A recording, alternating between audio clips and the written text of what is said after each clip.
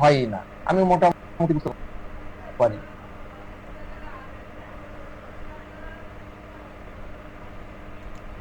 এবং পাইলসটা নিতে পারে। আমি আপনাদেরকে টাইম টু টাইম পাইলসের উপর স্পেশাল ক্লাস নেব।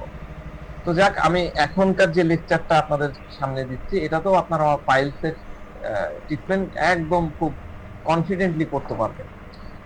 তো এই পেশেন্ট আমার কাছে আসছিল 4th গ্রেডের পাইলসের। এখন আপনাদের কাছে আমার প্রশ্ন হলো, যারা রেগুলার অ্যান্সার দেন তারা উত্তর দিবেন না, আর যারা অ্যান্সার দেন না এরকম একজন অ্যান্সার দেন। 4th গ্রেডের পাইলসের সিমটমটা কি ছিল? আমি তো একটু আগে পড়ালাম। 4th গ্রেড আমরা কোনটাকে বলি বলেন দেখি, যে কেউ একজন। আসসালামু আলাইকুম স্যার।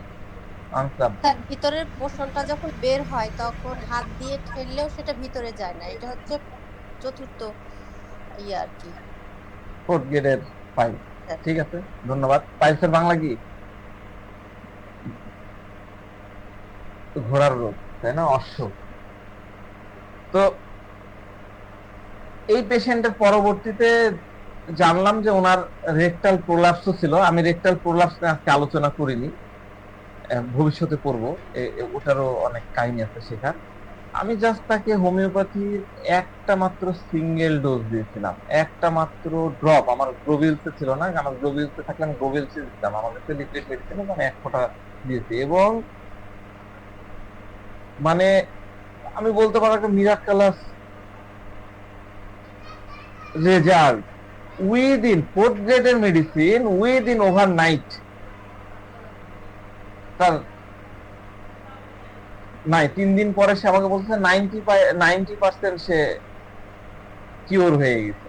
তাহলে হোমিওপ্যাথি কি কোনো অলৌকিক কাহিনী, অলৌকিক কিছু একটা? Definitely not. আমার মনে হয় না হোমিওপ্যাথির কোনো অলৌকিক বিষয়, হোমিওপ্যাথি কোনো মিরাকলাস কোনো বিষয়, হোমিওপ্যাথি কোনো মোজেজা বা হোমিওপ্যাথি কোনো জাদু, এটা আমার কাছে মনে হয় না। আমরা বিশেষণে বিশেষায়িত করতে গেলে magic of homeopathy, single dose, hand, কিন্তু হোমিওপ্যাথি বেসিক্যালি কোনো ম্যাজিক না, এটা একটা বিজ্ঞান এবং এর পেছনে সাইন্টিফিক অ্যাপ্রোচ, বৈজ্ঞানিক দৃষ্টিভঙ্গি রয়েছে। তো আমরা দেখবো, আমরা এই আলোচনা শেষের দিকে আমরা যাবো হোমিওপ্যাথি কিভাবে বৈজ্ঞানিক, এই ব্যাখ্যাটা আমরা করবো। হ্যাঁ, আমার গত ক্লাসে ফিজিক্সের একজন ছিলেন, ওনাকে এবার এই ক্লাস আমি ইনভাইট করিনি। সে মজা পাইতো আমরা কিভাবে নিউটন এবং আইনস্টাইনের সূত্র দিয়ে হোমিওপ্যাথিকে বৈজ্ঞানিক নিয়ে আসি, সেই ব্যাখ্যাগুলো আমরা দিব। খুব মন দিয়ে শোনেন, এখান থেকে আপনারা কিন্তু অনেক কিছু শিখতে পারবেন। তো এই কেসে এই মহিলার বয়স 45, মানে 50-র মধ্যে হবে। তো তিনি পাইলসের সমস্যায় ভুগছিলেন। গত বছরের মার্চ মাসের কোন এক শুক্রবারে তিনি আমাকে হোয়াটসঅ্যাপে মেসেজ পাঠাইছিলেন। আমার নাম্বারটা হোয়াটসঅ্যাপ নাম্বার। তো নাম্বার পাঠায় উনি লিখেন যে স্যার আপনার ঠিকানাটা জানতে চায়, মানে ঠিকানা কি, আপনার চেম্বারের ঠিকানাটা। তো আমি ঠিকানা দিয়ে দিলাম। তো শুক্রবারে ফোন দিয়েছে, শুক্রবার আমি চেম্বার করি না, ওই সময় ওনার প্রচন্ড পেইন, সিভিয়ার পেইন। তো তিনি লিখলেন যে স্যার আজকে কি কোনোভাবে কনসাল্ট করা যায় কিনা, কিছু সময় দিতে পারবেন কিনা। তো তখন সম্ভবত বিকাল ছিল, সকাল হলেও আমি হয়তো তাকে ডেকে নিতাম, বিকালে আসলে সম্ভব না, আমার পুরো মার্কেটটাই বন্ধ থাকে। আর সেদিন সম্ভবত আমি রাজশাহীতেও ছিলাম না। তো আমি লিখে দিলাম যে আমি বাইরে আছি, আমি খুবই সরি, আর শুক্রবার আমার মার্কেট বন্ধ, আমি আসতে পারছি না, আপনি আগামীকাল আসেন। হ্যাঁ, তো তিনি পরের দিন শনিবারে আসলেন এবং উনি বলছেন যে ওনার পাইলসের সমস্যা এবং প্রচন্ড ব্যথা। তো যাক, উনি যখন আসলেন তো আমি ওনাকে বললাম জি বলেন প্লিজ। তো উনি বলছেন যে তিনি গত প্রায় 2-3 দিন থেকে আর কি, আমার আগেকার কেস তো অনেকখানি ভুলে গেছি, তারপর আমি আপনাদের সাথে যেগুলো খুবই ইম্পর্টেন্ট মেডিসিন সিলেকশন করার জন্য সেই কথাগুলো আমি আপনাদের বলছি। তো উনি বলছেন যে 2-3 দিন থেকে পাইলসে ভুগতেছি। তো আমি জিজ্ঞাসা করলাম যে পাইলস ইয়েতে মানে আপনার অ্যানাসে কি খোলা আছে, বায়ুপথে কি খোলা বা এরকম ইয়ে হয়েছে?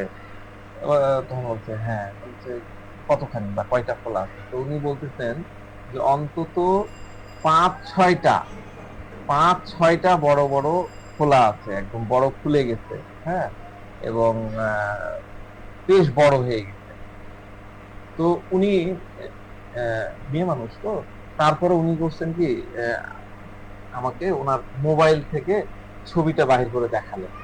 দেখলাম একটা তো এত বড়, মানে জুম করে ছবি তোলা একদম ক্লোজ করে, এবং 5টা না 6টা একদম ওই যে যেটা বললাম 3, 7, 11 ওই পজিশন গুলাতেই একদম ইয়ে হয়ে আছে, বেড়ে আছে। তো আমি ওনাকে বললাম যে এবারই কি আপনার প্রথম হলো, না এর আগেও ইয়ে হয়েছে? তো বলছে, না, 2012 সালে প্রথম আমাদের সমস্যা হয়েছিল, তখন আমার প্রেগনেন্সি পিরিয়ড ছিল 8ম মাসে আমার এই সমস্যাটা হয়েছিল। তো তখন ওষুধ খাওয়ার পরে ঠিক হয়ে যায়। তো তখন পায়খানার সাথে ব্লিডিং যেত, ব্লাড যেত।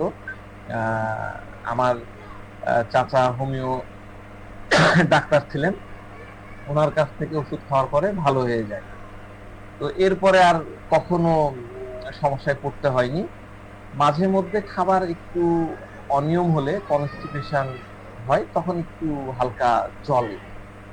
আর মহিলা দেখেন খুব স্মার্ট, মানে অনেক ইংরেজি ওয়ার্ড বলতেছে। উনি বলতেছেন যে ডায়েটারি ম্যানেজমেন্ট করে, ডায়েটারি ম্যানেজমেন্ট মানে কি, খাওয়া দাওয়া নিয়ন্ত্রণ করে আর কি। ডায়েটারি ম্যানেজমেন্ট করে বেশি পানি খেয়ে বা তেল বা মশলা কম খেয়ে ম্যানেজ করার চেষ্টা করি, যদি তাতেও না হয় তখন ইসুগুলের ভুসি খাই। কিন্তু গত 3 দিন থেকে হঠাৎ করে অনেক ব্যথা শুরু হয়ে গেছে, এবং ব্যথা এতটাই তীব্র যে সহ্যের ক্ষমতার বাইরে চলে গেছে। তো আহ আমি জাস্ট তাকায় আছি। তো রুগী তখন একটু করে হেসে হেসে বলতেছে যে আমি নিজে নিজেই একটু কটা মেডিসিন খেয়েছি ডাক্তার সাহেব। কি মেডিসিন খেয়েছেন? বলে যে আমি হোমিওপ্যাথি মেডিসিন। হোমিও খেলেন? কেন? বলছে, আমি হোমিও পাস করেছি। হ্যাঁ, আমি পাস করেছি, এখানে আমি এগুলা জানি, নিজে নিজে মিলাই মিলাই খেয়েছি। কি খেলেন? তো বলতেছে যে আমি রুটা খাইছি, নাইট্রিক অ্যাসিড খেয়েছি, এসকুলাস খেয়েছি, হেমামালিস খেয়েছি, সালফার খেয়েছি, নাক ভূমিকা খেয়েছি, কিন্তু কোনো উপকার পাইনি, কোনো উপকার পাইনি। পরে আমি চাচাকে ফোন দিয়েছিলাম, চাচা আমাকে রেটিনিয়া বলেছে। আমি রেটিনিয়া, আমি কিছু মনে হয় এগুলা কাজে কখনো ব্যবহারই করিনি। তো উনি বলতেছেন যে আমি রেটিনিয়া খেয়েছি, কিন্তু কোনো ওষুধেই কোনো ব্যথা কমছিল না। তখন আপনাকে মেসেজ করলাম। তো এবার আমি আহ, আচ্ছা, তার আগে একটু আলোচনা করে নিই। আপনারা বিশেষ করে যারা নতুন আছেন তাদের জন্য একটা সাজেশন আমি দিই। কারণ এই ধরনের রুগীর যখন আপনি কেস টেকিং করবেন, কেস টেকিং করার সময় আপনারা একদম রুগীর জেস্টার, সে কিভাবে হাত নাড়াচ্ছে, কিভাবে কথা বলছে, এরকম করে আছে না এরকম করে আছে, এই জিনিসগুলো ভালো করে খেয়াল করবেন। তার গলার টোন খেয়াল করবেন, কিরকম টোনে কথা বলতেছে, সেই বিষয়টা আপনি খেয়াল করবেন। ঠিক আছে? এই আনিস ভাইয়ের কি হয় প্রতিদিন, আনিস ভাই ঢুকতে পারে না কেন?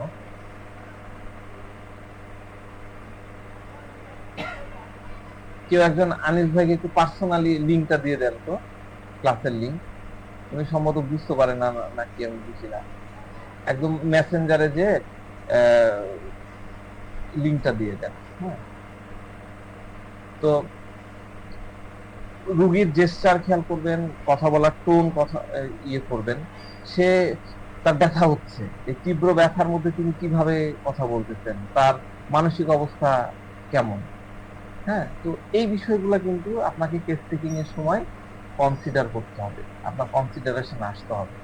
তো ওনার হিস্ট্রি এখন পর্যন্ত কি জানতে পারলাম, যে ওনার পাইলসের সমস্যা হয়েছে। প্রথম হয়েছিল কখন? 2012 সালে। তখন উনি প্রেগনেন্ট ছিলেন, যেটা আমরা কি বললাম, প্রেগনেন্সি কালীন, মানে গর্ভ অবস্থাকালীন পাইলস, যেটাকে ইংরেজিতে বলা হচ্ছে প্রেগনেন্সি ইনডিউসড পাইলস, তাই না? এবং তখন কি বললেন, ওনার ব্লিডিং হচ্ছিল। তো ওই সময় বেসিক্যালি ডাক্তার আহ, শুধু ব্লিডিং হচ্ছিল, ঠিক আছে, এরকম ফোলা টোলা ছিল না। তাহলে এটা কোন গ্রেডে হবে বলেন, কেউ একজন বলেন। Second grade sir. Second grade. Sir first হ্যাঁ হ্যাঁ, thank you, first grade. First গ্রেডে শুধু ব্লিডিং হচ্ছিল, এটা মানে ইন্টারনাল পাইল। তো তিনি কি করলেন ওই সময়, ওই তার ফার্স্ট পরবর্তীতে তিনি ডায়েটারি ম্যানেজমেন্ট করলেন, খাদ্য তালিকা নিয়ন্ত্রণ করার মাধ্যমে তিনি ওই কনস্টিপেশনের সময় যে জ্বালা যন্ত্রণাগুলো হতো সেটাকে তিনি দূর করেছেন। হ্যাঁ, তো মহিলাটা বলছে যে এখন পায়খানার রাস্তায় অনেক জ্বালা পোড়া বা বার্নিং কিছুটা কমছে, কিন্তু যে স্ট্রাকচার বা ওই যে অশ্বের যে বলি, ওই ইয়েগুলোকে কিন্তু বলিও বলে, অশ্বের বলিগুলো বাইরে আসছে, সেগুলো খোলা বা সোয়েলিং একদমই কমেনি। ফলে আমার বসতে বা হাঁটা চলা করতে ভীষণ কষ্ট হচ্ছে, আমার সহ্য ক্ষমতা একদম শেষ হয়ে গেছে, 3 দিন থেকে এরকমই হচ্ছে।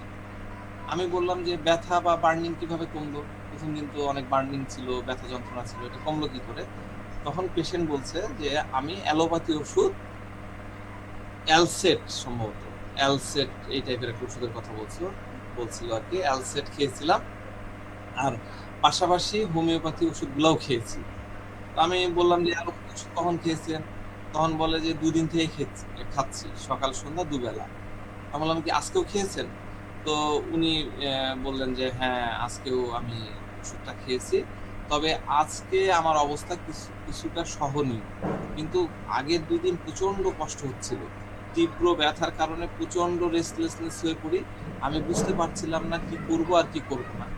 আমি হট ওয়াটার টাবের মধ্যে বসেছিলাম, হ্যাঁ, মানে ওই যে যেটা সিস বাথ বলে, পানি গরম করার মধ্যে বসতে হয়, তো যাতে জ্বালা পোড়া কিছুটা কমে, কিন্তু কোনো কিছুতেই কোনো কাজ হয়নি। তাহলে কি হলো? তাহলে পেশেন্ট প্রথম দিন থেকে কিন্তু এক গাদা ওষুধ খেয়েছে, যেহেতু সে হোমিও পাস করেছে, ওষুধগুলো সম্পর্কে জানে, তো তিনি ওই ওষুধগুলো খাইছেন, খায় ওনার কাজ হয়নি। এরপরে তিনি ওই যে অ্যালোপ্যাথিক ওষুধ, অ্যালসেট মনে বলছিল, অ্যালসেট 2টা করে খেয়েছিলেন, এবং এতে পেইন কিছুটা ম্যানেজেবল হলো। তো প্রথম দিনে ওনার মানে উনি পরে আমাকে উনি বলতেছিলেন যে প্রথম দিনে যেদিন শুরু হলো ওই দিন ওনার পাইলসের যে বলি সেটা একটা ছিল, কিন্তু পরের দিন দেখা গেল যে ওই একটার পাশে আরো 2টা হয়েছে। আর আমাকে যখন ছবি দেখালো মানে 3 দিন পরে, তখন ওনার পায়ুপথে 5-6টা বলি, একটা ছোট আর মনে হয় 4টা না 5টা এরকম বড় বড় হয়ে আছে। তার মানে 3 দিনের মধ্যে তার সমস্যাটা এত দ্রুত বেড়ে গেছে, বুঝতে পারছেন? তো পেশেন্ট বলছে যে আমি ওই জায়গার ছবি তুললাম, প্রথম দিনে একটা নোট ছিল, প্রথম দিনে একটা নোট ছিল, প্রথম দিনে একটা নোট ছিল, দিনে আরো 2টা চলে আসে, কিন্তু গতকালকে 4-5টা নোট দেখা যায়। তো তিনি ওই তারপরে আমাকে মোবাইলে ছবিটা দেখালেন। আমি জিজ্ঞাসা করলাম কি হয়েছিল তখন। আপনার কিন্তু আমার এই প্রশ্নের প্যাটার্ন গুলা বোঝার চেষ্টা করবেন যে আমি কেন প্রশ্ন করছি, কি তথ্যগুলা নিচ্ছি। তো উনি বলছেন যে আমি গত 3 দিন আগে রোজা রেখেছিলাম, সরি, আমি গত 5 দিন আগে রোজা রেখেছিলাম, সেদিন ইফতারে কিছুটা ভাজা পোড়া খেয়েছিলাম। পরের দিন আমার মেয়ের জন্মদিন ছিল, পরের দিন আমার মেয়ের জন্মদিন ছিল, আমার খুব এক্সারশন হচ্ছিল, তার মানে মেয়ের অনেক বন্ধুকে আমাদের বাসায় দাওয়াত দিয়েছিলাম, জন্মদিনে কেক সহ পুরি, চানাচুর, এমন অনেক কিছু খেয়ে ফেলেছি। সেদিন রাত্রে পায়খানা করার সময় হালকা ব্যথা অনুভব এবং জ্বালা পোড়াটা কিছুটা ছিল, কিন্তু তা ম্যানেজেবল ছিল। আবার পরের দিন পায়খানা করার পরে ব্যথা অনেক গুণ বেড়ে গেল, পরে যতবার টয়লেটে গেছি বারবার ব্যথা যন্ত্রণা আগের তুলনায় বাড়ছে, মানে তার বার্নিং এর পেনের কথা বলছে, অনেক বেশি বাড়ছে, এবং পাইলসের এই নোটগুলো দিন দিন নতুন হয়ে উঠছে। তো বিষয়টা বুঝতে পারছেন, প্রথম দিন সে রোজা ছিল, রোজার পরের দিন তার মেয়ের জন্মদিন ছিল, সেখানে সে জন্মদিনে যে খাবারগুলো হয় সেগুলো খাইছে, খাইয়ে দিয়ে যখন টয়লেটে যায় তখন ওই একটা ফোলা আর ব্যথা যন্ত্রণা। এরপরে যতবার গেছে ততবারই ব্যথা যন্ত্রণা বাড়ে আর ওই ফোলাগুলো নোটগুলো বাড়ে। তো আনিস ভাই শোনা যাচ্ছে আপনার লাইনে মনে হয় সমস্যা। তো পেশেন্ট শোনা যাচ্ছে স্যার। সেই তো বলছি। তো পেশেন্ট বলছে যে এরকম এর আগে আমার কখনোই হয়নি, এটাই ফার্স্ট টাইম হলো। তো পেশেন্ট কিছুটা এই বলে থেমে গেল। আমিও থেমে গেলে, রুগী যখন থেমে যায় কিছু বলতে না, আমিও থেমে যাই, আমিও তার দিকে তাকায় দিলাম। কিছুক্ষণ থাকার পরে এখন মানে ওইটা হয় কি, পেশেন্টকে আপনি বুঝাবেন যে আপনি আরো শুনতে চাচ্ছেন, আপনি মুখে কিছু বলবেন না, কিন্তু কেস টেকিং সময় এটা করবেন যে পেশেন্টকে আপনি ইনসিস্ট করবেন, আপনার তাকানো দিয়ে আপনি চুপ করে থাকেন, দেখবেন কিছুক্ষণ পর পেশেন্ট অটোমেটিক বলা শুরু করে দেয়। তো কিছুক্ষণ পরে পেশেন্ট আবার বলছে যে গতকালকে তো আমার মনের মধ্যে প্রচন্ড ভয় তৈরি হয় এবং দুশ্চিন্তা তৈরি হচ্ছিল যে এতগুলো মানে 5টা দেখার পরে তার একদম মাথা খারাপ হয়ে গেছে। তো পেশেন্ট বলছে যে এত দুশ্চিন্তা তৈরি হলো, এখন মনে হয় আমাকে সার্জারি করতে হবে, বলে রুগী একটু হেসে দিল। হ্যাঁ, তো আমি ওনাকে জিজ্ঞাসা করলাম যে আপনি কি সার্জারি বা অপারেশনে ভয় পাচ্ছেন? সার্জারির ভয় কে পায়? যদি আমরা প্রথম একটা মেডিসিনের কথা চিন্তা করি তাহলে কি আসবে? হাইসোমাস পায়। আর স্টামোনিয়াম চিন্তাই করতে পারে না স্যার। হ্যাঁ, তো চিন্তাই করতে পারে না। তো যাক, আমাদের মাথায় তো এগুলো মেডিসিন আসবে। পেশেন্ট যেহেতু একদম ডাইরেক্টলি বলেই দিল যে প্রচন্ড ভয় তৈরি হয়ে গেছে, খুব দুশ্চিন্তা হচ্ছে, অ্যাংজাইটি বেড়ে গেছে, আমার তো মনে হচ্ছে এখন সার্জারি করতে হবে। তাহলে আমার তো এরকম কথা স্টেটমেন্ট যখন আসবে তখন আমরা এক গোত্রীয় এক গ্রুপের মেডিসিনের আমাদের মাথার মধ্যে চলে আসতে হবে। তো এই কারণে আমি প্রশ্নটা করলাম যে আপনাকে সার্জারি করতে বা অপারেশন করতে ভয় পাচ্ছেন আপনি? না না, আমি অপারেশনকে ভয় পাচ্ছি না, কিন্তু আমার বাচ্চাদের এক্সাম চলছে, বাড়িতে ওদের দেখাশোনা করার মতন কেউ নাই। তো আমার শাশুড়ি বা মা গ্রামের বাড়িতে থাকে, আর তারা এখন আসতে পারবে না, আর এখানে আমাকে সবকিছু একাই ম্যানেজ করতে হবে। তো দেখেন,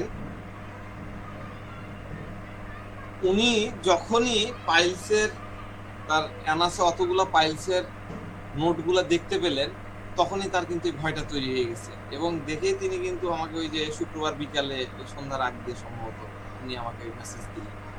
হ্যাঁ, এটা একটা বিষয়। আর তার মাথার মধ্যে কি কাজ করছে? মাথার মধ্যে কাজ করছে বাচ্চাদের পরীক্ষা। বাচ্চাদেরকে আমি যদি এদিকে হয়ে থাকি, কে সামলাবে? হ্যাঁ, আমার মাও আসতে পারবে না, শাশুড়িকেও আনতে পারবো না। তো এই কারণে তার মনের মধ্যে কিন্তু একটা অ্যাংজাইটি কাজ করছে। তো আমি তাকে কি বললাম যে আপনাকে অপারেশন করতে ভয় লাগে? তাহলে না না, ভয় না, ভয় নাই, কিন্তু এত বেড়ে গেছে, এত বেড়ে গেছে যে এখন সার্জারি ছাড়া মনে হচ্ছে আর উপায় নাই। রুগী কিন্তু বলতেছে এত বেড়ে গেছে যে এখন সার্জারি ছাড়া কিন্তু আর উপায় নেই। তা আমি বললাম যে তাহলে সার্জারিটা করে ফেলেন। করে ফেলছেন না কেন? এই প্রশ্নটা কিন্তু করবেন যে সার্জারির কথা যেই রুগী আসবে তাকে আমি ডাইরেক্টলি বলবেন করে ফেলেন, সমস্যা কোথায়, করেন, করছেন না কেন, কনফিডেন্টলি বলবেন। তাহলে দেখবেন যে রুগীর মধ্যে থেকে কিছু রিপারকেশন আসবে। এগুলো হলো কেস টেকিং এর ফরম্যাট। অল্প কথায় আপনি কেস টেকিং করতে পারবেন। তো পেশেন্ট বলছে যে পরিবারের সব কিছুতেই ঝামেলা হয়ে যাবে, বাচ্চাদের পরীক্ষা চলছে এখন, তাছাড়া এখন আমার বাসায় দেখভাল করার মতো কাউকে পাওয়া যাচ্ছে না। আমার শাশুড়ি বা আমার মা গ্রামে আছেন, তাদের ক্ষেত খামারের কাজ আছে, সবকিছু ম্যানেজ করা এখন খুব কষ্টকর হবে। তো এই বিষয়গুলো নিয়ে আমার অ্যাংজাইটি কাজ করে। তো উনি বলতেছেন যে আরেকটা ঘটনা, যেদিন আমার মেয়ের জন্মদিন ছিল সেদিন বাড়িতে কিছু গেস্ট চলে আসে। সে সময় আমার কিছুটা রাগ হয়েছিল, আর হুট করে এক গাদা অতিথি চলে আসে। তো সবার জন্য রান্না বান্না ও সবকিছু অ্যারেঞ্জমেন্ট করতে যে ফিজিক্যাল এক্সারশন হয়েছিল। তো দিনটা মানে দেখেন মহিলা কি চমৎকার ওয়ার্ড বলতেছে, দিনটা খুব হ্যাট্রিক টাইপের হয়ে গেছিল। হ্যাট্রিক, বাঙালি মহিলাদের মুখ থেকে কিন্তু এগুলো আপনি শুনতে পাবেন না, কিন্তু মহিলা বলতেছে। তো আমি বললাম যে কি হয়েছিল সেদিন, বলে বলেন তো। উনি বলছেন যে সেদিন গেস্টদের মধ্যে আমার শ্বশুর বাড়ির তরফের কিছু লোক আসছিলেন। ওনারা অন্য শহর থেকে এসেছিলেন, মফস্বল শহর থেকে আসছেন। তো ওনারা বাড়িতে প্রথমবার এসছেন, তাই ওনাদের দুপুরের খাবার বা রাতের খাবার না খাইয়ে বিদায় দেওয়াটা আমাদের ফ্যামিলির ট্রেডিশনের পরিপন্থী আমার কাছে মনে হয়েছে। কিন্তু বাড়িতে মেয়ের জন্মদিনের কারণে আগে থেকেই মেয়ের ফ্রেন্ডস এবং ফ্যামিলি মানে মেয়ের বাচ্চা এবং বাচ্চার বাবা মাদেরকেও নিমন্ত্রণ করা ছিল। তো ফলে ওনার মনের মধ্যে একটা বিরক্তি এবং রাগ তৈরি হয়েছিল যে উনি কিভাবে সামলাবেন শ্বশুরবাড়ির লোকদেরকে, আবার ওই গার্জেনদেরকে। হ্যাঁ, তো যদিও ওনাদের দিকে বেশি মনোযোগ তার দেওয়ার প্রয়োজন নাই, হ্যাঁ, কিন্তু তারপরেও তার কাছে মনে হয়েছে যে যদি তাদেরকে ঠিকমতো কনসেন্ট্রেশন না দেওয়া হয় তাহলে তাদেরকে অসম্মান করা হবে। তো যাক, এরপরে উনি বলতেছেন মানে আমি ওনার কথোপকথনগুলো একটু সংক্ষেপে ইয়ে করে দিই। এই যে কাহিনীটা ঘটলো, এর পাশাপাশি ওনার হাজবেন্ডের উপরে ওনার কিছু রাগ তৈরি হয়েছিল। মানে বিষয়টা এরকম ছিল যে ওনাদের একটা পরিকল্পনা ছিল যে বাচ্চার জন্মদিন বিকালের দিকে বা দুপুরের দিকে তারা একটা এতিমখানায় যাবে। হ্যাঁ, এখানে একটা এতিমখানা আছে, মামনি শিশুমণি নিবাস আছে, সেখানে যেয়ে ওই বাচ্চাদেরকে কিছু খাওয়াবে, এরকম একটা পরিকল্পনা ছিল আর কি। ওনার হাজবেন্ডের সাথে ওনার ইয়ে ছিল। তো ওনার হাজবেন্ড বলছিল যে দুপুরে তো হবে না, আমি অফিস থেকে ম্যানেজ করে 5টার মধ্যে আমি চলে আসবো, অফিসের কাজ শেষ করে চলে আসবো। কিন্তু সেদিন ওনার হাজবেন্ড অফিসের কাজ শেষ করে আসতে পারেননি। আর এদিকে মেয়ের বন্ধু বান্ধবদেরকে দাওয়াত দিয়েছে সন্ধ্যার পরে 7টা 7:30টার দিকে। তো এখন ওনার কাছে মনে হচ্ছিল যে হাজবেন্ড যদি সময় মতো কাজ শেষ না করে তবে তিনি কখন এই বাচ্চাদেরকে, এতিমখানার বাচ্চাদেরকে খাওয়াতে যাবেন আর কখন এই ফ্রেন্ডস যারা আছে মেয়ের তাদেরকে আপ্যায়ন করবেন। তো হাজবেন্ড যদি আবার টাইম মতো না আসে, প্রোগ্রাম শুরু হয়ে গেল ওই মতন যদি না আসে, তাহলে তো এটাও একটা খারাপ দেখায়। তো এই বিষয়গুলো নিয়ে তার মনের মধ্যে একটা প্রচন্ড ক্ষোভ এবং রাগ তৈরি হয়েছিল। এরপরে আবার বাচ্চারাও তার কথা শুনছিল না, যেটা হয় জন্মদিনের ইয়েতে বাচ্চারা একটু দুরন্ত মনে করে, সেরকম ইয়েতে ওর ফলেও তার মেজাজ খুব খিটমিটে হয়ে গেছিল, খুব ইরিটেট হয়ে পড়ছিলেন। ওনার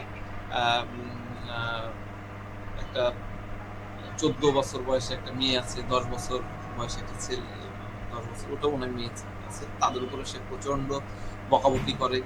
হ্যাঁ, এবং মানে এত বকাবকি করে যে বকা খেয়ে তো প্রচন্ড কান্না।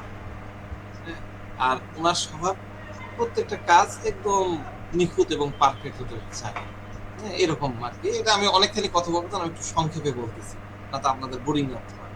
তো যাক, আমি তাকে খুব ইম্পর্টেন্ট একটা প্রশ্ন জিজ্ঞাসা করলাম যে আপনি যে একদম টাইম মতো হতে হবে, এই হতে হবে, এটা ওসিটির সাথে মিলে। তো আমি এটা বললাম যে আপনার কি ওসিটি টাইপ কিছু আছে নাকি? তো উনি বলতেছেন যে না ওইরকম না, কিন্তু আমার সবকিছু পারফেক্ট হওয়া চাই। দেখেন কি ইউজ করলো ল্যাঙ্গুয়েজ, আমার সবকিছু পারফেক্ট হওয়া চাই। তো আমি ওনাকে বোঝাচ্ছিলাম, মানে উনি যেহেতু হোমিওপ্যাথি করেন কিন্তু আমাদের স্টাইলে তো করেন না, ওনাকে আমি বুঝাচ্ছিলাম যে মানসিক এই যে অ্যাংজাইটি, অ্যাঙ্গার, এই মানসিক অবস্থা আমাদের শরীরের উপরে কিভাবে প্রভাব ফেলে।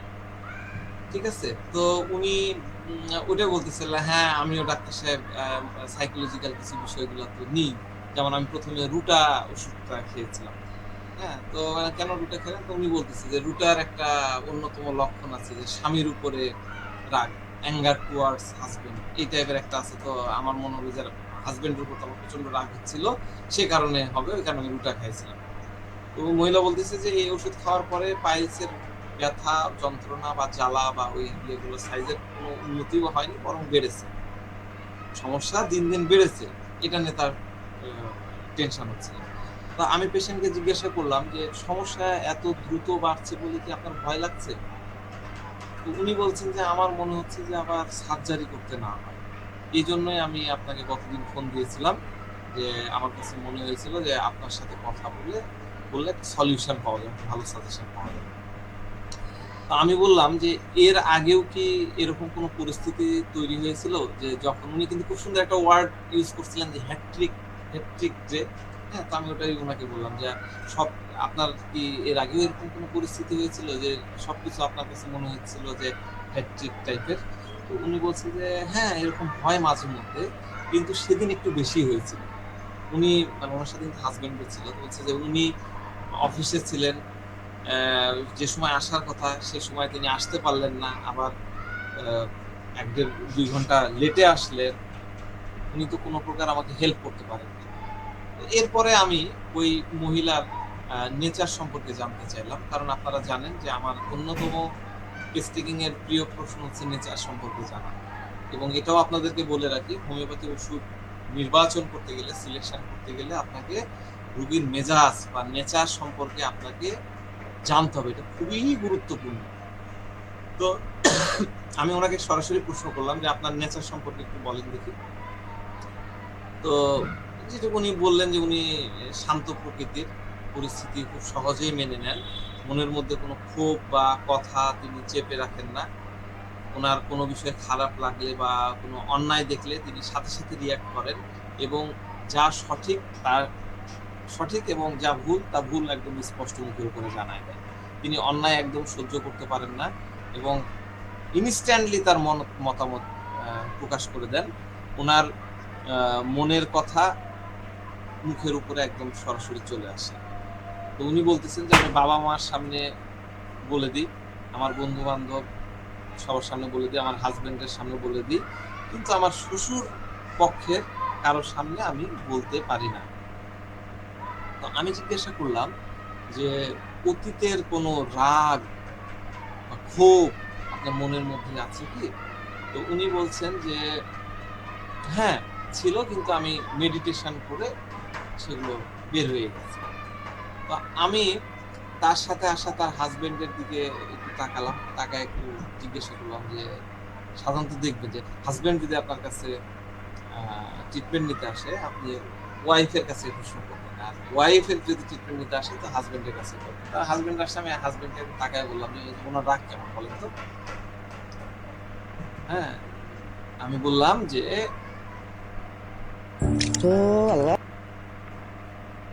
First interview? Relax, kid. HR is on 12.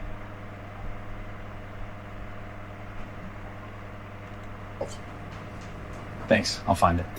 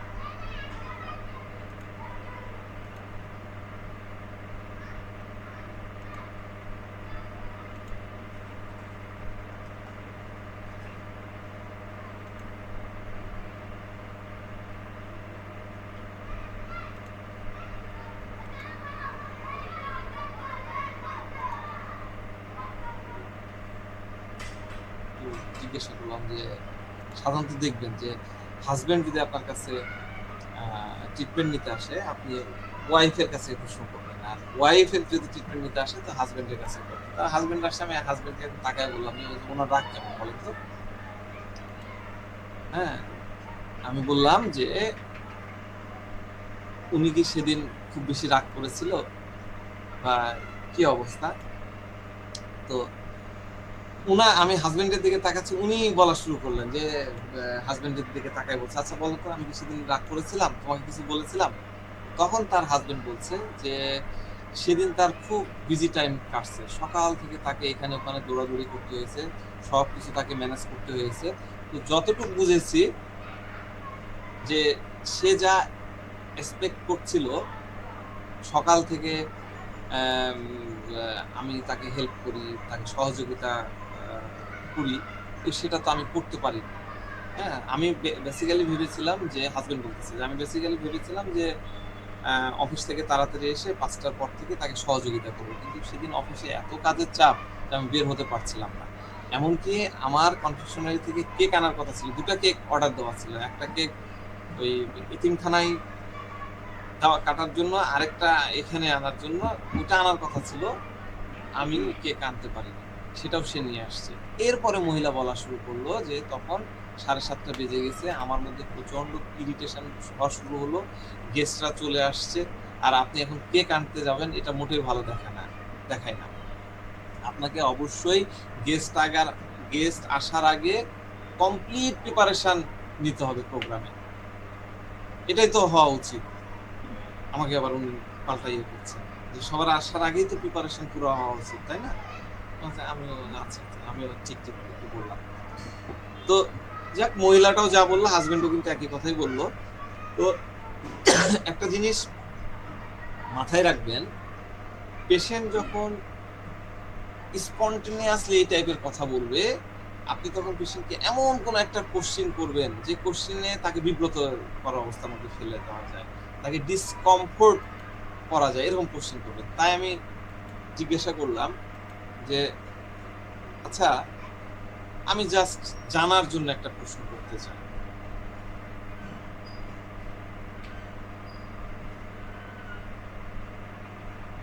পরিস্থিতি খুব সহজেই মেনে নেন, মনের মধ্যে কোনো ক্ষোভ বা কথা তিনি চেপে রাখেন না, ওনার কোনো বিষয় খারাপ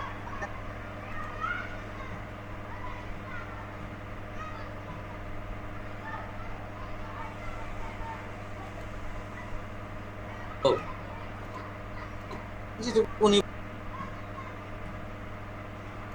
বললেন যে উনি শান্ত প্রকৃতির, পরিস্থিতি খুব সহজেই মেনে নেন, মনের মধ্যে কোনো ক্ষোভ বা কথা তিনি চেপে রাখেন না, ওনার কোনো বিষয় খারাপ লাগলে বা কোনো অন্যায় দেখলে তিনি সাথে সাথে রিয়াক্ট করেন, এবং যা সঠিক তার সঠিক এবং যা ভুল তা ভুল একদম স্পষ্ট মুখের উপরে জানায় দেয়। তিনি অন্যায় একদম সহ্য করতে পারেন না এবং ইনস্ট্যান্টলি তার মতামত প্রকাশ করে দেন। ওনার মনের কথা মুখের উপরে একদম সরাসরি চলে আসে। তো উনি বলতেছেন যে আমি বাবা মার সামনে বলে দিই, আমার বন্ধু বান্ধব সবার সামনে বলে দিই, আমার হাজবেন্ডের সামনে বলে দিই, কিন্তু আমার শ্বশুর পক্ষের কারোর সামনে আমি বলতে পারি না। তো আমি জিজ্ঞাসা করলাম যে অতীতের কোনো রাগ বা ক্ষোভ আপনার মনের মধ্যে আছে কি? তো উনি বলছেন যে হ্যাঁ ছিল, কিন্তু আমি মেডিটেশন করে সেগুলো বের হয়ে গেছে। তো আমি তার সাথে আসা তার হাজবেন্ডের দিকে একটু তাকালাম, তাকায় একটু জিজ্ঞাসা করলাম যে সাধারণত দেখবেন যে হাজবেন্ড যদি আপনার কাছে ট্রিটমেন্ট নিতে আসে, আপনি ওয়াইফের কাছে প্রশ্ন করবেন, আর ওয়াইফের যদি ট্রিটমেন্ট নিতে আসে তো হাজবেন্ডের কাছে করবেন। তার হাজবেন্ড আসে, আমি হাজবেন্ডকে তাকায় বললাম যে ওনার রাগ কেমন বলেন তো। হ্যাঁ, আমি বললাম যে উনি কি সেদিন খুব বেশি রাগ করেছিল বা কি অবস্থা। তো আমি হাজবেন্ডের দিকে তাকাচ্ছি, উনি বলা শুরু করলেন যে হাজবেন্ডের দিকে তাকায় বলছে আচ্ছা বলো তো, আমি কি সেদিন রাগ করেছিলাম, তোমাকে কিছু বলেছিলাম? তখন তার হাজবেন্ড বলছে যে সেদিন তার খুব বিজি টাইম কাটছে, সকাল থেকে তাকে এখানে ওখানে দৌড়াদৌড়ি করতে হয়েছে, সবকিছু তাকে ম্যানেজ করতে হয়েছে। তো যতটুকু বুঝেছি যে সে যা এক্সপেক্ট করছিল সকাল থেকে আমি তাকে হেল্প করি, তাকে সহযোগিতা করি, তো সেটা তো আমি করতে পারিনি। হ্যাঁ, আমি বেসিক্যালি ভেবেছিলাম যে হাজবেন্ড বলতেছে যে আমি বেসিক্যালি ভেবেছিলাম যে অফিস থেকে তাড়াতাড়ি এসে 5টার পর থেকে তাকে সহযোগিতা করবো, কিন্তু সেদিন অফিসে এত কাজের চাপ যে আমি বের হতে পারছিলাম না। এমনকি আমার কনফেকশনারি থেকে কেক আনার কথা ছিল, 2টা কেক অর্ডার দেওয়া ছিল, একটা কেক ওই এতিমখানায় কাটার জন্য, আরেকটা এখানে আনার জন্য। ওটা আনার কথা ছিল, আমি কেক আনতে পারিনি, সেটাও সে নিয়ে আসছে। এরপরে মহিলা বলা শুরু করলো যে তখন 7:30 বেজে গেছে, আমার মধ্যে প্রচন্ড ইরিটেশন হওয়া শুরু হলো, গেস্টরা চলে আসছে, আর আপনি এখন কেক আনতে যাবেন, এটা মোটেই ভালো দেখায় না। আপনাকে অবশ্যই গেস্ট আসার আগে কমপ্লিট প্রিপারেশন নিতে হবে প্রোগ্রামে। এটাই তো হওয়া উচিত। আমাকে আবার উনি পাল্টা ইয়ে করছে যে সবার আসার আগেই তো প্রিপারেশন পুরো হওয়া উচিত, তাই না? আমি আচ্ছা আমিও ঠিক একটু বললাম। তো যাক, মহিলাটাও যা বললো, হাজবেন্ডও কিন্তু একই কথাই বললো। তো একটা জিনিস মাথায় রাখবেন, পেশেন্ট যখন স্পন্টেনিয়াসলি এই টাইপের কথা বলবে, আপনি তখন পেশেন্টকে এমন কোন একটা কোশ্চিন করবেন যে কোশ্চিনে তাকে বিব্রত করার অবস্থার মধ্যে ফেলে দেওয়া যায়, তাকে ডিসকমফোর্ট করা যায়, এরকম কোশ্চিন করবেন। তাই আমি জিজ্ঞাসা করলাম যে আচ্ছা, আমি জাস্ট জানার জন্য একটা প্রশ্ন করতে চাই, আপনি একটু বলেন, গেস্টের সামনে এই যে আপনি বললেন কেক আনাটা কেমন হয়, গেস্টের সামনে কেক আনলে কি হবে? গেস্ট কারা ছিল? শুধু কি বাচ্চারা ছিল, না বাচ্চার বাবা মামা বড়রা ছিল? তো মহিলা বলছে যে বাচ্চারা ছিল, আমার বাচ্চার ফ্রেন্ডস ছিল, তাদের বাবা মাও ছিল। এখন তাদের সামনে যদি আনা হতো তাহলে তারা একটু কেমন তো ভাবতেই পারতো যে প্রোগ্রামে দাওয়াত দিয়েছে, হ্যাঁ, আর ঠিক মতো সবকিছু অ্যারেঞ্জ করতে পারেনি, এটা কেমন হতো? তো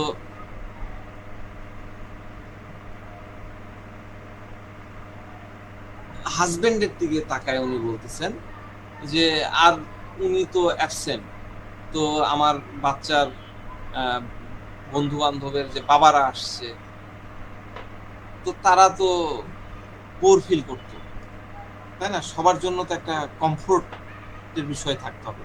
তো আমি বললাম, যদি কখনো আপনার বাসায় গেস্ট আসে, তো আপনি সবকিছু কি নিজে নিজে করেন? তখন উনি বলছে, জি, আমি সবকিছুই করি। আমি যদি জানি যে বাসায় গেস্ট আসবে, তাহলে আগে থেকে আমি সব রেডি করি। সকালে ঘুম থেকে উঠে আমি অর্ধেক প্রিপারেশন কমপ্লিট করে ফেলি, কিন্তু হঠাৎ করে যদি কেউ চলে আসে তখন আমার প্রবলেম হয়ে যায়। তো আমি বললাম, তাহলে সেদিন তো আপনার মেয়ের জন্মদিন ছিল, আপনি তো জানতেন যে সবাই বিকালে বা সন্ধ্যায় আসবে, তো আপনি কেন আগে থেকে আগে প্রিপারেশন নেননি? তখন উনি বলতেছেন, হ্যাঁ আমি তো নিয়েছিলাম, আগে থেকে অনেক কাজ করে ফেলেছি, কিন্তু থেমে গেল। কিন্তু কিন্তু কি বলে যে আসলে আমার শ্বশুর বাড়ির লোকজন, সম্ভবত মামা শ্বশুর আসছিল, শ্বশুর বাড়ির লোকজন আসায় সবকিছু গবর জবর হয়ে গেছে। হ্যাঁ, তো তারা আসায় আমার তাদেরকে সময় দিতে হয়েছে, 1.5 থেকে 2 ঘন্টা তাদেরকে সময় দিয়েছিলাম, তাদেরকে পুরো অ্যাটেন্ড করেছি। হ্যাঁ, সেদিন আবার আমার কাজের মেয়ে দেরিতে আসছে, লেটে আসছে, তার সবকিছু ধোয়া মোছার কথা ছিল, কিন্তু সময় কমের কারণে সে কাজগুলো করতে সে এলোমেলো করে ফেলেছে, সবকিছু একদম হ্যাপাজার্ড হয়ে গেছিল। মানে আমার প্ল্যানিং এ কিছুটা এলোমেলো হয়ে গেছে, এই জন্য আমি খুব ইরিটেট হয়ে গেছিলাম। বুঝতে পারলেন? তাহলে কি হলো, মহিলাটার প্ল্যান ছিল কি, সন্ধ্যার সময় জন্মদিনের পার্টি সেলিব্রেশন করা হবে, কিন্তু এর মধ্যে তার শ্বশুর বাড়ির লোকজন চলে আসছে। হ্যাঁ, আশায় তাদের জন্য আবার দুপুরের খাবার বা আপ্যায়ন করার যা ইয়ে থাকে সেগুলা করতে তার 1.5-2 ঘন্টা চলে গেছে। হ্যাঁ, এবং মহিলাটা কি বলছে, মহিলাটা একদম ডাইরেক্টলি বলতেছিল, আমি তাদেরকে পুরোপুরি অ্যাটেন্ড করেছি, মানে তারা যতক্ষণ ছিল তাদের সাথে কথা বলা বা তাদেরকে আপ্যায়ন করা, খাতির যত্ন করা সে করেছে। অ্যাটেন্ড করা মানে কিন্তু ফুল টাইম দেওয়া, আগে খেয়াল রাখতে হবে। হ্যাঁ, আবার কাজের মেয়েটাও দেরিতে আসছে, যে কাজগুলা তার করার কথা ছিল, যেমন ঘর মোছা বা গোছানোর যে ইয়েগুলো ছিল, সেগুলো সে ঠিক মতন করেনি। তো এগুলা যেহেতু উল্টাপাল্টা হয়ে গেছে, এটার জন্য তার মনের মধ্যে অনেক ইরিটেশন তৈরি হয়েছে। তো আমি তাকে বললাম যে সে সময় কি আপনার প্রচন্ড রাগ হচ্ছিল? তো বলে যে হ্যাঁ, রাগ তো ছিল, কিন্তু আমি তা এক্সপ্রেস করিনি, তখন আমি কিছুটা শান্ত হয়ে থাকি। তো এরকম সিচুয়েশন তৈরি হলে সবার এটা বোঝা উচিত, সবাই মিলে সিচুয়েশনটাকে ম্যানেজ করা উচিত। তো আমি বললাম যে এরকম পরিস্থিতিতে কেউ যদি আপনার কথা না শুনে, তখন তো আপনার কষ্ট হয় বেশি, তাই না? হ্যাঁ হ্যাঁ, তা তো হয়। যেমন আমার মেয়ে মোবাইল নিয়ে বসেছিল, আমি তাকে বললাম যে তোর জন্মদিন, তুই একটু আমাকে এসে হেল্প কর, আমাকে একটু একটু কাজে হাত বাটা, তাহলে তো অনেক কাজ আগে। এমনিতেই তো আমি তাকে, সে যখন মোবাইল নিয়ে থাকে আমি তাকে খুব একটা নিষেধ টিষেধ ওইভাবে করি না, বা বাড়ির কাজের জন্য আমি কখনোই বলি না। হ্যাঁ, তো আবার তখন মনে হচ্ছিল যে আজকে আমার জন্মদিন, মেয়ে হয়তো ভাবতে পারে যে আজকে আমার জন্মদিন আর আজকে আমাকে দিয়ে কাজ করাই নিচ্ছে, তো এটাও আমার মধ্যে আবার খারাপ লাগাটা কাজ করছিল। তো এবার আমি তার হাজবেন্ডকে জিজ্ঞাসা করলাম যে বাসায় তার নেচার বা তার স্বভাব কিরকম থাকে, একটু বলেন দেখি তার নেচার সম্পর্কে, আপনি একটু বলেন। তো হাজবেন্ড বলছে যে এই ঘটনার পর থেকে সে আর ভালো নাই। হ্যাঁ, সে আর ভালো নাই। আগে তো সবকিছু ওকে ছিল, হ্যাঁ, কিন্তু সে কিছুটা সেদিন এক্সহস্টেড হয়ে পড়ে, যদিও তার কিছুটা পেন ছিল তারপরেও কাজ করেছে। কাজের মেয়েটা আবার যেদিন জন্মদিনের প্রোগ্রাম ছিল তার পরের দিন আসেনি। তো আমি তাকে বললাম যে কাজগুলা না হয় রেখে দাও, পরে করা যাবে। সে মানে তুমি পরে নেক্সট সুস্থ হয়ে নাও, তারপরে ইয়ে করো, সেগুলো পড়ে থাকলে তো সমস্যা নাই, তুমি রেস্ট নাও। তো কিন্তু সে পরের দিন কাজ ফেলে রাখতে নারাজ। হ্যাঁ, সে সবগুলা কাজ সে শেষ করেছে। তো সে আমাকে বলল যে আমার সবকিছু কমপ্লিট করতে হবে। তো যাক, আমি তাকে মহিলার দিকে তাকায় বললাম যে আপনার তো, আপনি সেদিনই কষ্টের কথা বললেন, তো কি দরকার ছিল আপনার কাজগুলো করার, পরে করতে পারতেন, বা পরের দিন তো কাজের মেয়ে আসতো তখন করতেন। উনি বলতেছেন আমি বসে থাকতে পারি না, যতক্ষণ না কাজ শেষ হয় ততক্ষণ আমি স্বস্তি পাই না, আমার সব কিছু পার্টিকুলার চাই। 24 ঘন্টার যে কাজগুলো হওয়া দরকার সেগুলো যেভাবে হতে হবে সেভাবেই করতে হবে। হ্যাঁ, 24 ঘন্টা যে যে কাজ হওয়া দরকার সেগুলো সেভাবেই আমাকে করতে হবে। হাজবেন্ড বলছে সারাদিন সে বিজি, সে অনেক কাজ করছে, খুব টায়ার্ড, তারপরেও ওই রাত্রে, জন্মদিনের রাত্রে সে ঘুমাতে যাওয়ার আগে সে পুরা ঘর বাড়ি ঝাড় দিল দিয়ে তারপরে ঘুমাতে গেল। এমনি সময়েও তাই, রাত যতই হোক তাকে সে ঝাড়ু দিবে।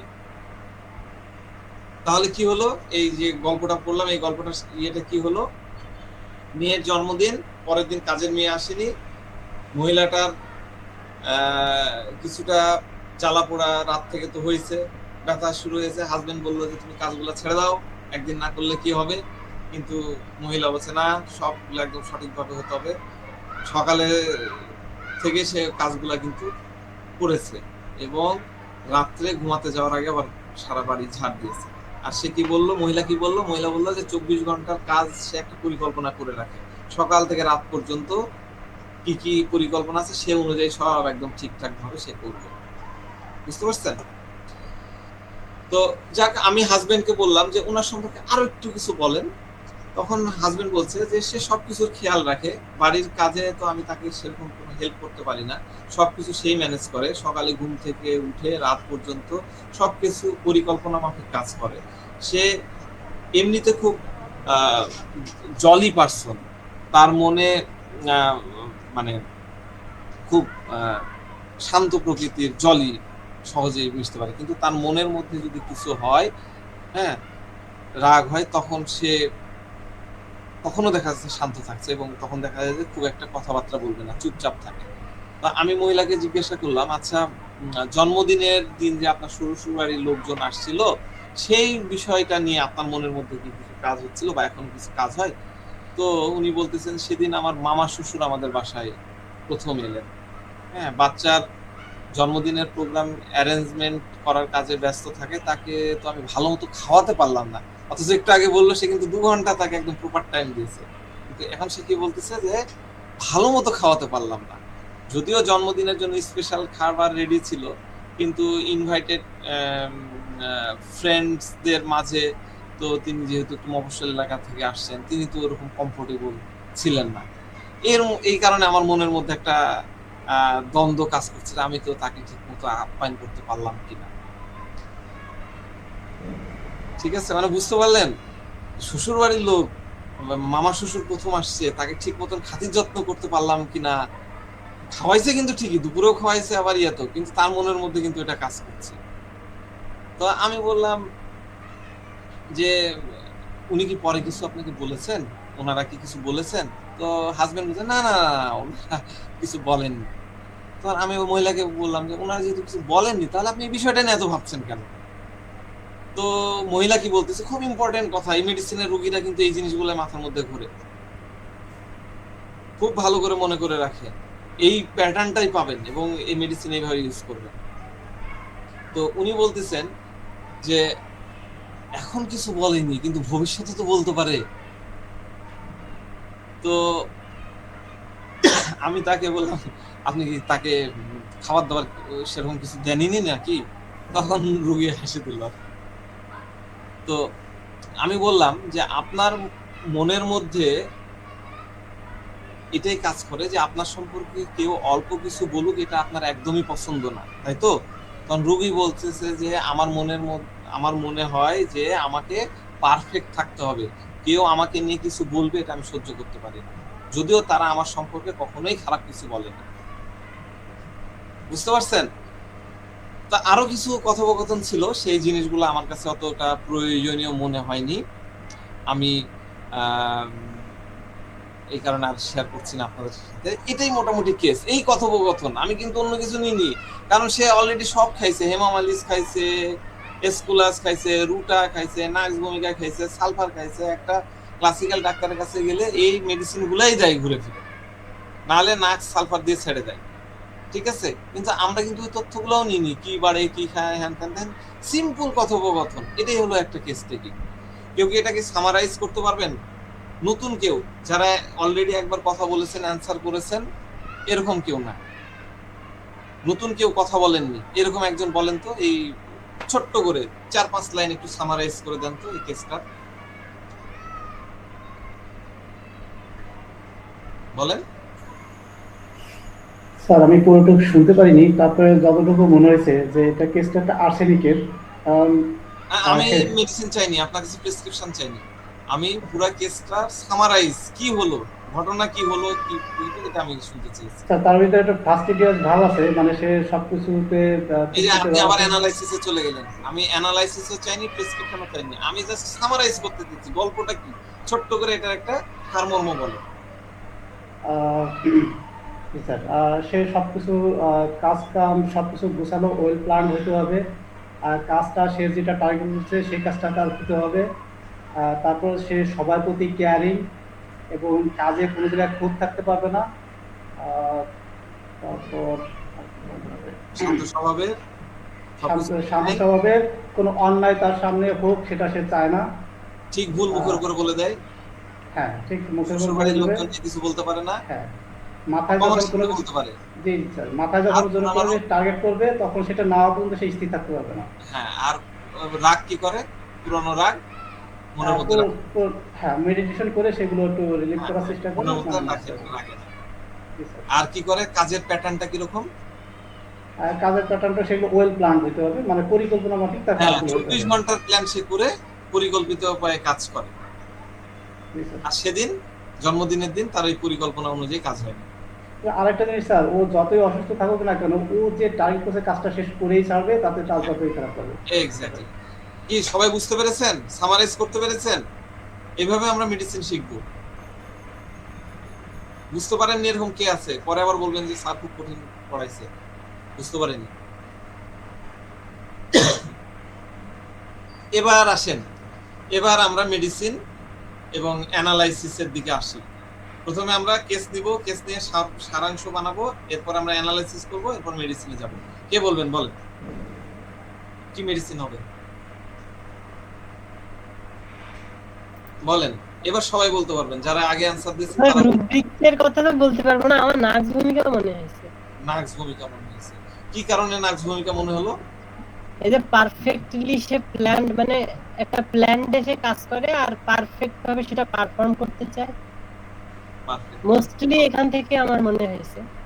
আর একটা রুব্রিক্সের কথা অনেক মনে পড়তেছে, যদিও এটা রিলেভেন্ট না, তার এই কেসের সাথে রিলেভেন্টই না, সেটা হচ্ছে fastidious wants to perform in a perfect way, ব্যাম্বুসার রুব্রিক যেটা, যদিও আমার মনে হয় না এর সাথে যাবে, পার্সোনালিটি ব্যাম্বুসার ধারে কাছেও যায়নি মনে হচ্ছে। আচ্ছা ঠিক আছে, ধন্যবাদ। আরেকজন বলেন। আসসালামু আলাইকুম আসসালাম। স্যার, আমার কাছে এটা আর্সেনিক মনে হচ্ছে। আর্সেনিক, আর্সেনিক তার পুরাটাই হচ্ছে তো একদিকে যেমন সে পারফেকশনিস্ট, তো এটা তো থাকবেই, মানে সে চাচ্ছে, আর দিকে হচ্ছে সে তার ফাস্টিডিয়াস খুঁতখুঁতা স্বভাব, সেই সাথে তার কাজের যে মানে ফাস্টিডিয়াস মানে তো ওই যে যে তার কাজ শেষ না করে সে না করা পর্যন্ত সে ঘুমাবে না বা রেস্টে যাবে না, তার এই জিনিসগুলা। তারপর হচ্ছে যে আপনার হচ্ছে যে যে কোনো কাজের পরিকল্পনা করে কাজ করে এবং সে কাজগুলো তার মতো করে করে, যেমন গোছালো গাছালো করে অগোছালো থাকলে সেটা তার ওইভাবে থাকতে পারে না, এবং সে যে কাজগুলো করবে সেটা সে আগেই করে রাখে। আমার কাছে পুরো আর্সেনিকই আর কি, এরকম ভাবে আর কি, যেটুকু আমি শুনছি আর কি। আচ্ছা, এরপরে স্যার, এখানে যে যে কটা রুব্রিক আছে সেগুলো বলবো স্যার, এইটুকুর মধ্যে যে রুব্রিকগুলো আছে। বলেন বলেন। স্যার, এখানে একটা আছে ইনজাস্টিস ক্যানট সাপোর্ট, তার সামনে অনায়াসের প্রতিবাদ করে। তারপর আছে হ্যাঁ, rest can't take rest when things are not in proper place, তার মাথায় যে টার্গেট আসবে সেই কাজটা তাকে করতে হবে, না করা পর্যন্ত সেই স্থির থাকে না। ফাস্টিডিয়াস আছে, খুঁতখুঁতে স্বভাবের, কাজগুলো পারফেক্ট হইতে হবে। তারপর আছে অ্যাংজাইটি ফ্যামিলি অ্যাবাউট হিজ, কারণ তার পরিবারের সদস্য সবাই ভালো থাকুক, সেগুলো নিয়ে সে চিন্তা ভাবনা করে। তারপর হচ্ছে অ্যাংজাইটি আদার্স ফর আসতে পারে, যেমন তার রিলেটিভ আছে তাকে নিয়েও সে চিন্তা করতেছে যে সে ঠিক মতো খেতে পারলো কিনা, তার সেবা যত্ন ঠিক মতো করতে পারলো কিনা, এটা আসতে পারে। আবার অ্যাংজাইটি ফিউচার অ্যাবাউটও আসতে পারে, এই যে তার শ্বশুরবাড়ির লোকজন যদি ভবিষ্যতে তাকে কোনো কিছু বলে, কোনো কটু কথা বলে, এটা থেকে অ্যাংজাইটি ফিউচার অ্যাবাউট আসতে পারে। স্যার, এগুলোই মোটামুটি আর কি পাইছি। মানে আর্সেনিক কি হবে, আপনিও জি স্যার, আর্সেনিক, জি স্যার। আচ্ছা, আর এরপরে আর কেউ বলবেন অন্য কোনো মেডিসিন?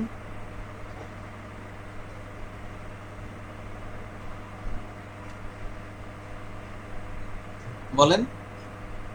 আর্সেনিক তো পড়ালাম দুদিন আগে।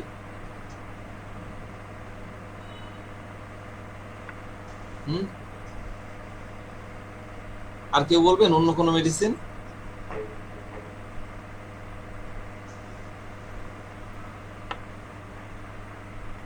কেউ বলবেন না? বলেন।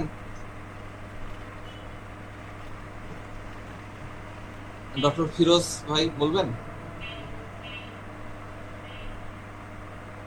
ভাই, আমাদের কার্সিনোসিন মনে হচ্ছে। কার্সিনোসিন মনে হচ্ছে? কার্সিনোসিন কেন? কার্সিনোসিন কেন মনে হচ্ছে? কারণ কার্সিনোসিন তো খুবই ক্রিয়েটিভ ধরনের মানুষ, সব সে কাজ করতে পছন্দ করে এবং সে সহ্য করতে পারে না যে তার বিরুদ্ধে কেউ কথা বলুক, কারণ সে তার ভিতরে ভিতরে চিন্তা করে যে কেন বলবো, কি জন্য বলবো, কারণ সব তো সে পারফেক্ট করতে চায়। আর কার্সিনোসিন তো সবচেয়ে বেশি পারফেক্ট মেডিসিন, আর্সেনিকের থেকেও বেশি পারফেক্ট হতে চায়। আর সে পারফেক্ট না হলে তো এইভাবে কাজটা করতো না, তার মনের চিন্তা ভাবনা গুলো তো এরকম ধরনের। আচ্ছা আচ্ছা, ঠিক আছে ঠিক আছে, তাহলে আমরা 3টা মেডিসিন পাইলাম। হ্যাঁ, এরপরে আর এক দুইজনের কাছে শুনে নিয়ে তারপরে যাই। ডক্টর কাশ্মীর রহমান, কাশ্মীর আপা বলবেন?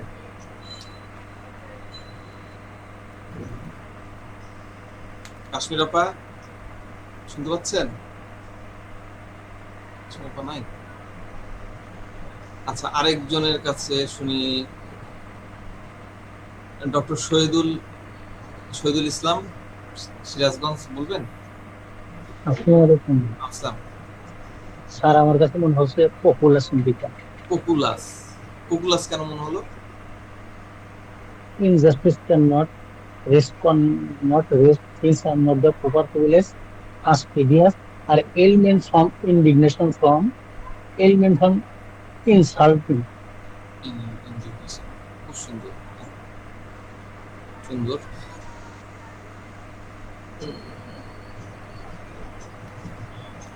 আর কেউ বলবেন?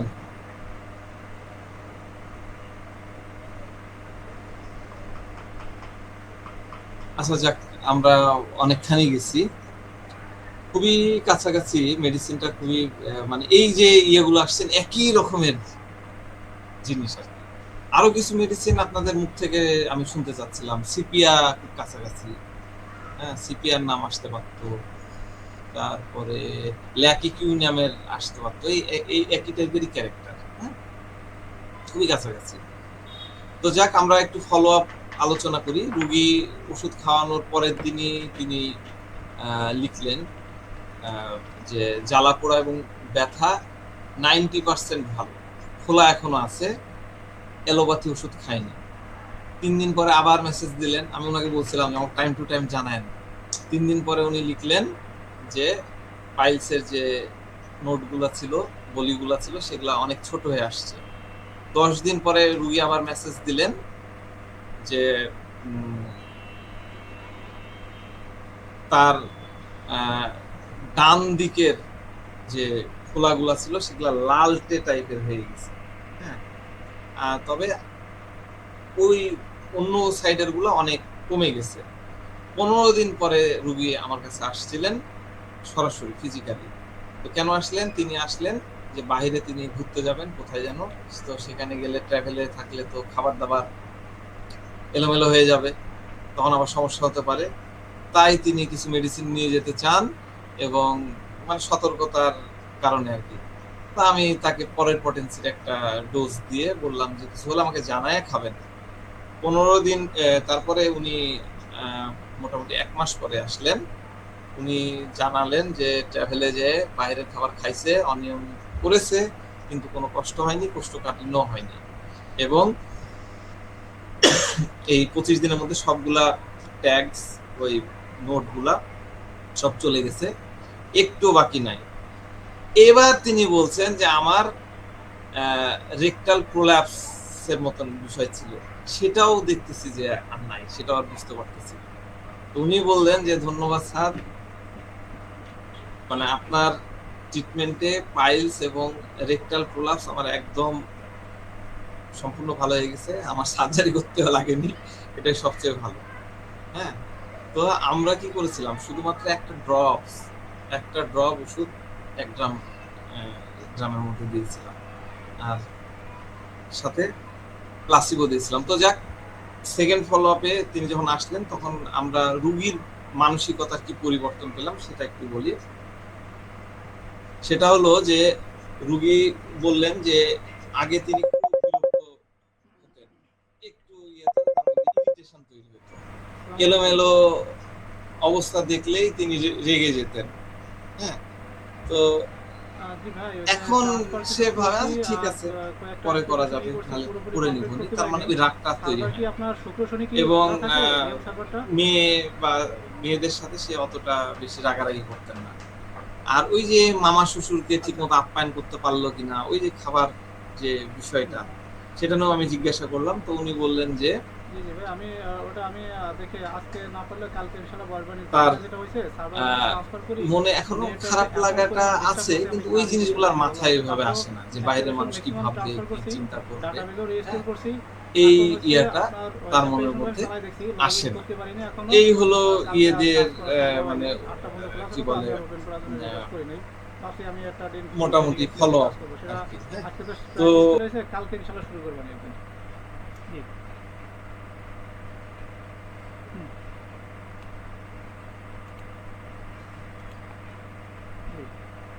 সেদিন ফেসবুকে স্ক্রল করতে করতে একটা ভিডিও চোখে পড়লো।